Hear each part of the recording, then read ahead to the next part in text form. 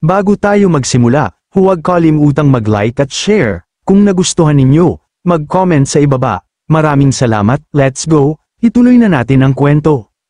Sa sandaling yun, unti-unting nagbago ang anyo ng mukha ni Sect Master Tai Hua, tila ba lumilitaw ang mabangis na katauhan na matagal nang nakatago sa kanyang loob, mariin ang pagkakunot ng kanyang noo, at sa tinig na puno ng bigat at pagdududa ay nagtanong siya upang muling makatiyak, Luo Chen, hayaan mo akong ulitin, sigurado ka bang ikaw ang sumulat nitong tula, tama ba? Agad namang sumagot si Shu Luo Chen nang may matibay na kumpiyansa, syempre ako.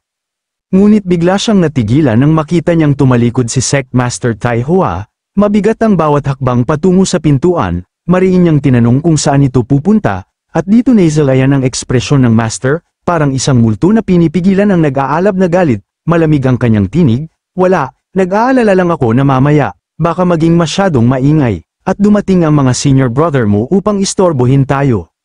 Pagkatapos, bigla siyang humarap, matalim ang mga titig na parang mga punyal, nanginginig sa galit, mahigpit niyang hinawakan ang kanyang sandata, handang ibagsak kay Shu Luo Chen, habang malamig na nagwika, ayos na, kahit sumigaw ka pa ng buong lakas, walang darating upang iligtas ka. Nang marinig ito, mariing nagtanong si Shu Luo Chen, kumakabog ang dibdib sa matinding kaba, Master, ano po ang gagawin niyo? Natatakot ang disipulo niyo. Ngunit hindi sumagot si Sect Master Tai Hua, sa halip, walang awang pinagbugbog si Shu Luo Chen, dahilan upang mapasigaw ito ng ubod lakas, umaalingaw-ngaw sa buong paligid, Master, anong ginagawa niyo? Tama na ang pananakit, Diyos ko, papatayin niya ako, tulong, nababaliw na si Master. Makalipas ang isang kapat na oras, makikita si Shu Luo Chen na nakahandusay sa sahig, naliligo sa sarili niyang dugo, nanginginig habang iniinda ang matinding sakit, malamig na nagsalita si Sect Master Tai Hua, puno ng bigat ang tinig at nangingibabaw pa rin ang galit, ikaw talagang makong ka, alam mo bang muntik ng mahuli at masalakay ng isang bear demon ang senior brother mo at ako roon? Dagdag pa niya, ilang dosenang tail lang para sa mga halamang gamot, naiintindihan mo ba kahit papaano ang hinihingi mo? Bigla, nagliyab ang kanyang mga mata, tila sinaniban ng masamang demonyo. Galit na galit siyang sumigaw, hindi, kailangan pa kitang bugbugin ulit upang mailabas ko ang galit ko. Nang marinig ito, agad umatras si Shu Luo Chen, nanginginig sa takot, mariin ang pagmamakaawa, Master, hindi, nagkamali ako, nagkamali.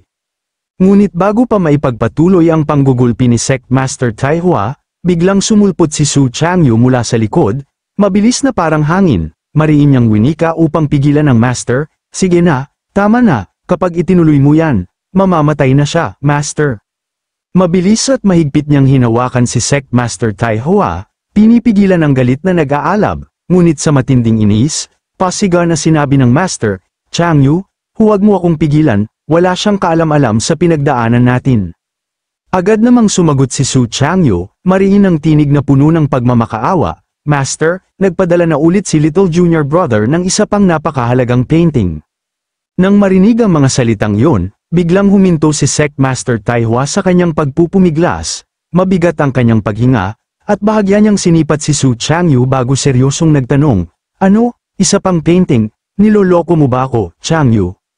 Agad namang binitawan ni Su Changyu ang pagkakahawak sa kanya, sabay ipinakita ang hawak na obra, tingnan mo mismo, Master, isang purong landscape, mariin niyang idinugtong habang mahigpit na hawak ang painting, sabi ng kapatid kong lalaki, akala raw niya gusto ko ang art niya kaya nagpadala pa siya ng isa.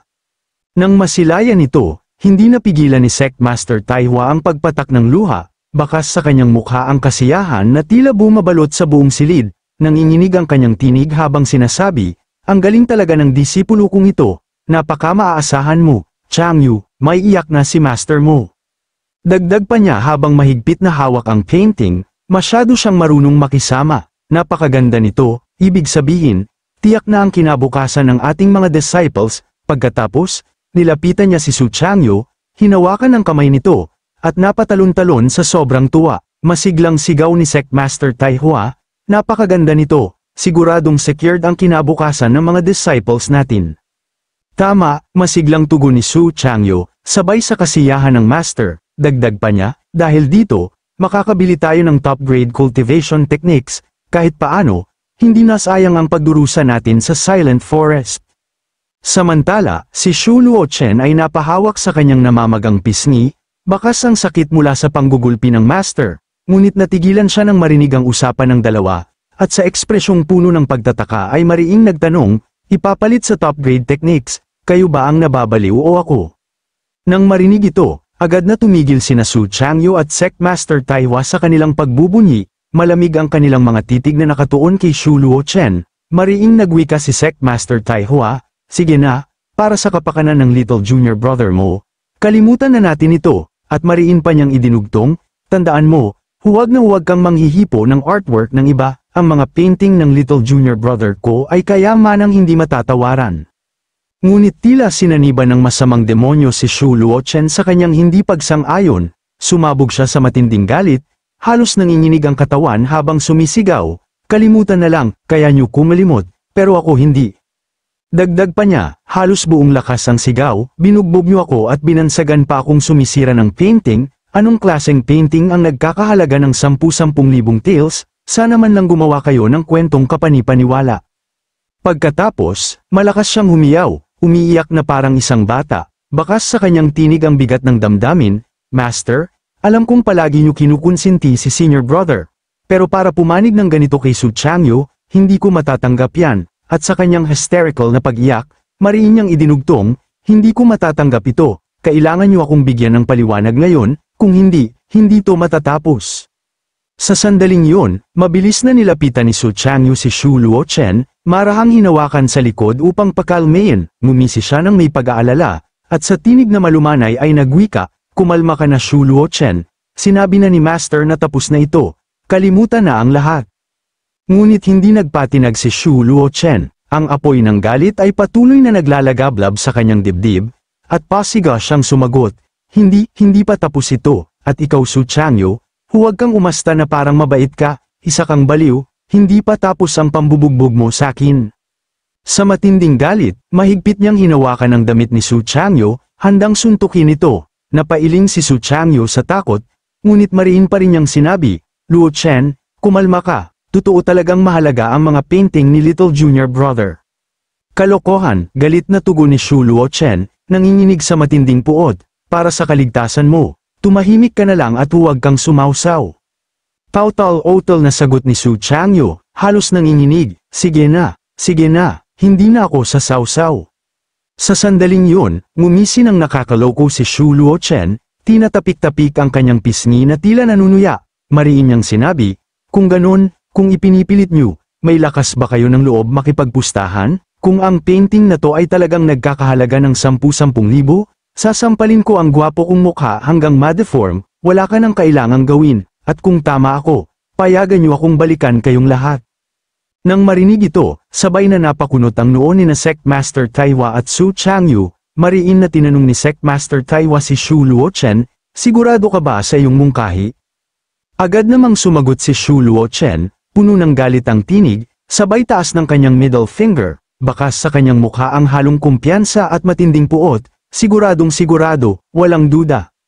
Sa sandaling yun, agad silang lumabas at naglakad patungo sa lungsod, mariing tumango si Sect Master Taihua, tanda ng kanyang pagsang-ayon, at mariing nagwika, ayos, bumaba na tayo ng bundok.